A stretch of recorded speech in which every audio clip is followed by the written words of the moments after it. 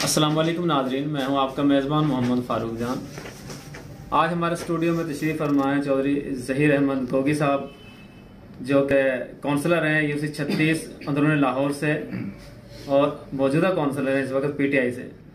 तो अब ये जो है पासबान डेमोक्रेटिक पार्टी के मरकज़ी सीनियर रहनुमा हैं और माशाल्लाह बहुत काम कर रहे हैं। इसने अपना वेलफेयर के बहुत काम किए हैं और मैं देखता हूँ मुख्तलिफ अपना एहतजाज में, इंसानी हकूक़ के एहतजाज में खड़े होते हैं और बहुत दर्द है इनके अंदर, इंसानी जो है हमदर्दियाँ हैं। तो आज इनसे हम बात करते हैं कि पासबान में इन्होंने जो शिरकत की है, डेमोक्रेटिक पासबान अपना इन्होंने बनाई है, तो उसमें ये शामिल हुए हैं। तो क्या कहेंगे उस पर, क्यों क्या सोच कर पीटीआई से जो ये अपना नाराज़ हैं, क्या है उसके बारे में बात करें। जी अस्सलाम वालेकुम। वालेकुम अस्सलाम। ज़हीर साहब, आपने जो है पासबान को ज्वाइन किया है, तो ये क्या सोचकर मसलन आपने ज्वाइन किया है? सर बिस्मिल्लाहिर्रहमानिर्रहीम। वह सबसे बड़ी बात ये कि इंसानी हकूक़ के मतलब ये पासबान डेमोक्रेट पार्टी है, ये पॉलिटिकल पार्टी है, तो इंसानी हकूक़ पे काम कर रही है, यानी कि सच्चाई पे काम कर रही है। तो इसलिए हमें वो अच्छा लगा। हमने 4 साल 5 साल जो उनसे पीटीआई के साथ गुजारे हैं, वो उसका रिस्पॉन्स हमें कोई बेहतर नहीं मिला, क्योंकि आज मैंने सफ़र किया है अंदरून शहर से लेके यहाँ तक, अपना काने तक।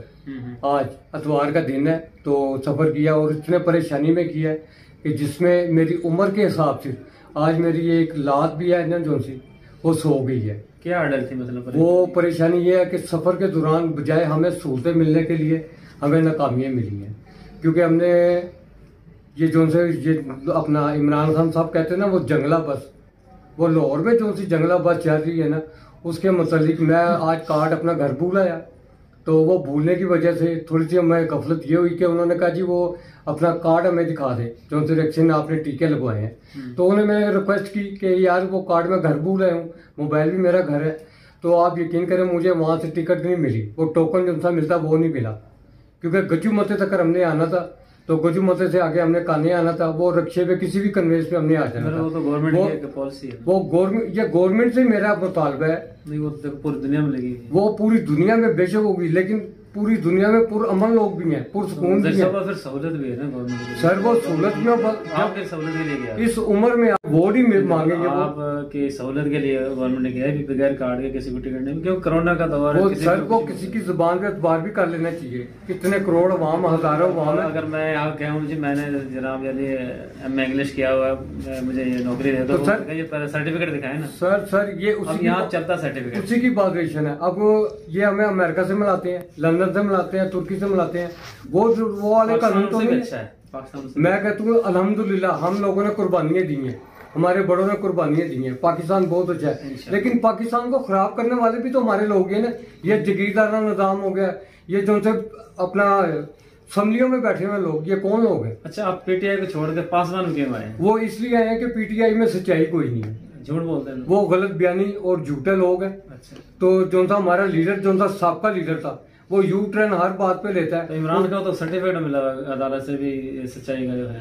सर कोई सर्टिफिकेट नहीं मिला हुआ, सिर्फ बुराई का सर्टिफिकेट मिला हुआ है। सच बोलता है। और सर कोई सच्चाई नहीं है, किसी में कोई सच्चाई हो, कोई वादा उसने पूरा किया, चले आप ही देखे ना, अदालत एक सर्टिफिकेट देती है, अदालत के आप अगेंस्ट नहीं जा सकते। सर अदालत ने जो सर्टिफिकेट दिया है वो उनको इंसानी हकूक पे कोई अच्छे कामों के लिए देना चाहिए। तो इसने अब तक कौन सा अच्छा काम किया ये मुझे बताए। घी 400 रुपए किलो हो गया, महंगाई चीनी 150 रुपए किलो हो गई है, अब महंगाई मुझे बताए, वो तो खुद मानता है। मुझे ये बताए मजदूर जो सा है, एक राज मजदूर है, वो आज भी 1000 रुपया ले रहे। नहीं, आपका जो मतलब साहब का जो लीडर है इमरान, वो खुद कहता है जी महंगाई वाकई हो रही है और अभी पेट्रोल और महंगा होगा। उसने तकरीर में क्या था वो सर वो ऐसा करे कि ये जो से हमारे डैम बने हैं इनमें जहर डाल कर ना वो फेंक दे, तो जो सी आवाम पानी पिएगी वो खुद ब खुद मर जाएगी। टीकों से मरने वाली नहीं है ये। अच्छा, ये टीकों से मरने वाली नहीं है। डैम बनेगा तो फिर फेंकेंगे ना? नहीं, ये जो से मौजूदा डैम चल रहे हैं जिनका हम पानी पी रहे हैं, अच्छा, ये नेस्लो की बोतलों में डालकर भेज देना, ये सूफी वाले इनकी नेस्लो की बोतलों में डालकर भेज दें। यानी इतने वजन हो चुके हैं, इतने वजन है कि आपको बता नहीं सकते। यानी कि हमारा खाना पीना, बैठना उठना, यहाँ तक के दवाई लेना मुहाल है। मैं खुद पेशेंट हूँ, दवाई लेने जाती हूँ तो वो हर घंटे के बाद बजट पेश होता है। माशाल्लाह, देखो आप इस्लामी माइंड रखते हैं, हर चीज़ आप समझते हैं। कुरान पाक का फैसला है कि जैसी आवाम होगी वैसा हुक्मरान होगा। फिर यार तो हम आप अच्छे नहीं हैं। तो सर बात यह है कि जो से हमने इतने 50 साल जो से गुजार दिए